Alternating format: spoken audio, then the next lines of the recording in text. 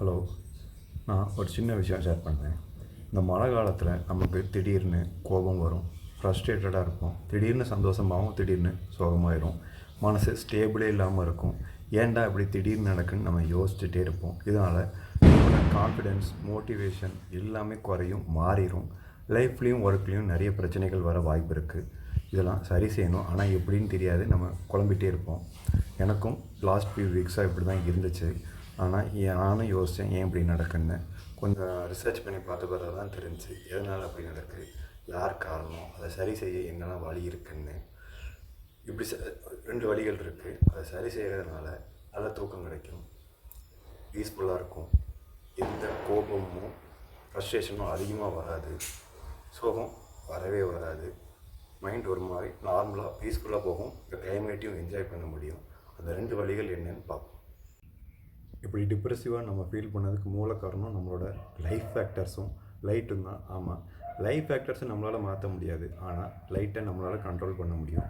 எப்படின்னா, லைட்டை ஒரு 10 to 20 நிமிஷம் தினம் காலையில் பார்க்குறதுனால நம்ம மூடு ஸ்டேபிளாக இருக்கும், பீஸ்ஃபுல்லாக இருக்கும், எந்த வித்தியாசங்களும் இல்லாமல் நார்மலாக போக நிறையவே வாய்ப்பு இருக்குது.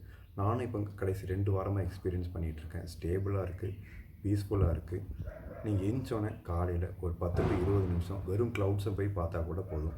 அந்த லைட்டே நம்ம மூடை ஸ்டெபிலைஸ் பண்ணி பீஸ்ஃபுல்லாக வச்சு நைட்டை அப்படி டீப் ஸ்லீப் கொடுக்கு. நான் பர்சனலாக எக்ஸ்பீரியன்ஸ் பண்ணேன். அதனால் இதை நம்பலாம். அடுத்து மைண்டை ஃப்ரீயாக வச்சுருக்கிறது உதவுது ஜேர்னலிங் தான். நானும் முதல்ல நம்பலை, அப்படி எழுதி என்ன பண்ணிட போகிறோம், மைண்ட் எப்படி ஃப்ரீ ஆயிரும்னு நினச்சேன்.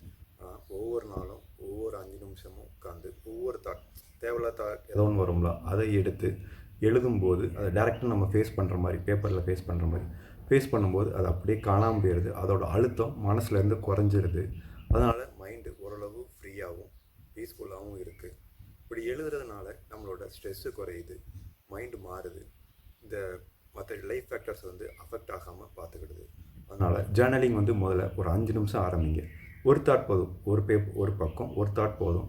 அதை ஃபேஸ் பண்ணி எப்படி ஃபீல் பண்ணுவேன், எதனால் இது வந்துச்சு, எதுக்கு இது திரும்ப திரும்ப வந்துக்கிட்டு இருக்குன்னு தினம் எழுதுங்க. இதனால் இந்த மான்சூன் டிப்ரெஷன் சொல்கிறாங்க இதை. அந்த டைமில் வர தேவையில்லாத எண்ணங்களையும் ஏற்கனவே நம்ம ட்ரீட் பண்ணாமல் ஒதுக்கி வச்சுருக்கிற எண்ணங்களும் வரும்போது அதை அப்படியே தூக்கி போட்டு போகிறதுக்கு இந்த ஜேர்னலிங் ரொம்பவே உதவும். நானும் முதல்ல நம்பலை, ஆனால் இப்போ எனக்கு ரொம்பவே ஹெல்ப்ஃபுல்லாக இருக்குது. ஆனால் இப்போ நான் முந்தி 5 நிமிஷம் எழுதிட்டு இருந்தேன், இப்போ என்னால் 25 நிமிஷம் உட்காந்து எழுத முடியுது. ரொம்பவே ஹெல்ப்ஃபுல்லாக இருக்குது. இப்படி 2 வீக்ஸ் முன்னாடி லோ மூட் ஆரம்பித்தோடனே நான் கவனிக்க ஆரம்பிச்சிட்டேன், அப்சர்வ் பண்ண ஆரம்பிச்சிட்டேன் ஏன் காரணம் எதனாலன்னு.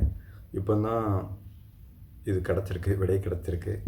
லைட்டும் ஜேர்னலிங்கையும் பண்ணால் மூடு இம்ப்ரூவ் ஆகும், ஸ்டேபிளாக இருக்கும், நல்லா தூக்கம்னு சொல்லியிருக்காங்க. நாம் அதை நம்பலை, ஆனால் இப்போவே ரொம்ப டிஃப்ரென்ஸ் தெரியுது. இந்தளவுக்கு தைரியமாக பேச முடியுது, அந்தளவுக்கு நல்லாவே இம்ப்ரூவ்மெண்ட் இருக்குது. நீங்களும் கண்டிப்பாக ட்ரை பண்ணி பாருங்கள், உங்களுக்கும் உதவும் நான் ரொம்பவே நம்புகிறேன். ஏன்னா இந்த நேரத்தில் தனியாக யாரும் இவ்வளோ இதையும் அனுபவிக்கணும்னு அவசியம் இல்லை. இந்த சின்ன சின்ன விஷயங்கள் நம்ம செய்கிறதுனால பெரிய விஷயங்கள் குறையுது. அதுக்கு உதவும்